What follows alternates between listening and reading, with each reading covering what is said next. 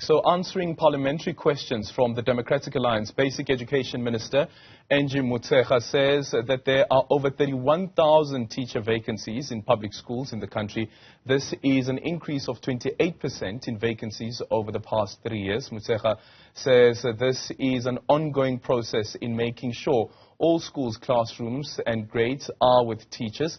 Over the past few months, unemployed teachers have taken to protest the lack of work opportunities in the country. For more on this, let's now speak to the South African Democratic Teachers Union General Secretary, Dr. Mugwena Maluleke, who's joining us live via Zoom.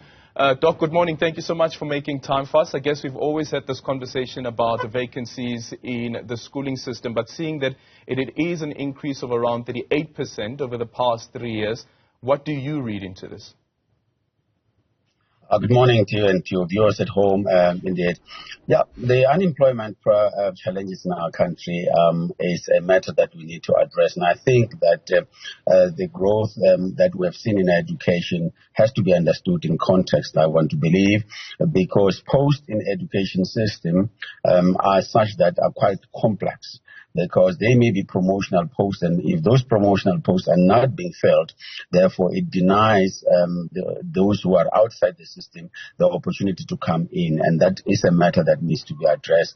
And this particular increase, it shows a negative in the education system, because it does not address the unemployment, it does not address the quality of education, because we need these teachers in our schools. We need promotional posts to be filled in our schools so that they can continuously create opportunities for our students who have studied teaching, because we need them. We need the young people to come and really inject new ethos in our education system. Okay. Does this number concern you, though? It does concern me, and that's why I'm saying is that it is as a result of some of the posts that have not been filled in the promotional level. And those particular posts, as long as they're not being filled, they create these huge vacancies that is there. And therefore, it does not even open the spaces for those who are unemployed, because they can't be employed when there are positions that are senior posts that are not being filled, because nobody's going to shift in that particular school. Nobody's going to shift in the education system. So it blocks those who are outside and then not occupy this particular post while the positions are vacant. What do you know the problem to be? Why is it that we can't fill these vacancies? Does it have anything to do at all to do with the decision that was taken by Treasury to ask on government entities and departments as well to cut on their spending? Definitely, it has to do with austerity measures from the Treasury.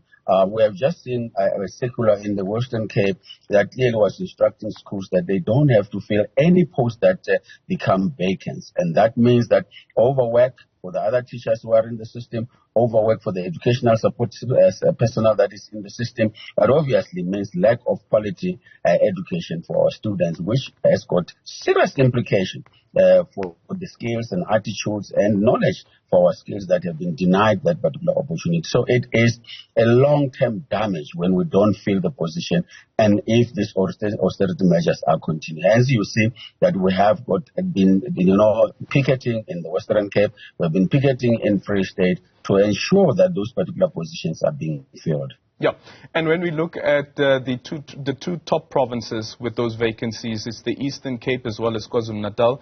KwaZulu-Natal at 7,444 and the Eastern Cape at 6,111.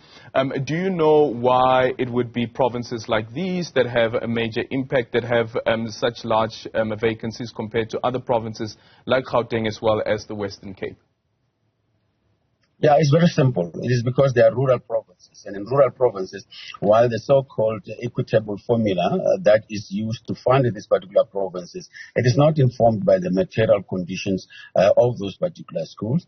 It is informed by, a general poverty measure that basically has nothing to do with an education system, because it's very complex in terms of recruitment system. So these are rural provinces provinces, and they don't have the money. And therefore, they need additional funding from Treasury to be able to fill this particular position. So rural provinces are impacted very negatively by any austerity measure because these provinces cannot generate a tax and revenue by themselves as compared to Western Cape and Gauteng, which from time to time they can have additional revenue from their own provinces that is almost adequate for them to be able to supplement the treasury payments that are made at national level. Well, yesterday there was an announcement that the basic education, last year there was an announcement that the basic education department will be reintroducing the teacher incentives to try and attract teachers to go and teach in rural areas. Do you know whether it had any impact at all when it was introduced back in 2012? Well, it did have an impact, although that it was not so impeccable in the sense that we still had problems with the budget anyway, because it was a short-term measure to encourage people to go to work in rural provinces. But then it was like on an annual basis, the budget was being reduced to the extent that those that have, volunteered to go and work in these areas that are far-flung found themselves eventually not receiving that particular incentive because the budget was decreased on an annual basis since that particular period of 2012.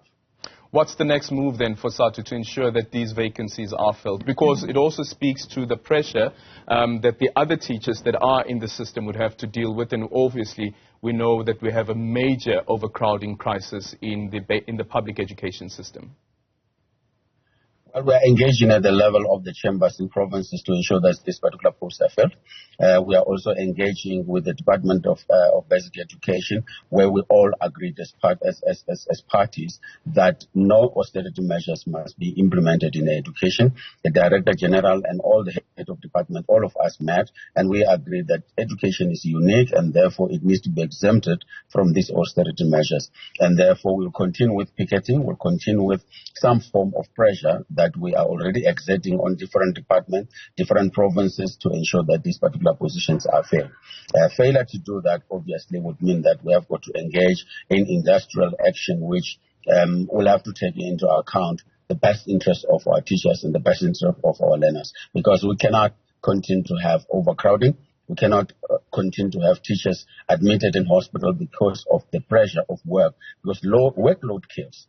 And we must not take it lightly. It just kills, and therefore we cannot allow the education system to be, destroyed because of austerity measures. So we'll really embark on those particular demands to the Department of Finance at national level to ensure that they unlock resources for us to be able to have those particular positions filled.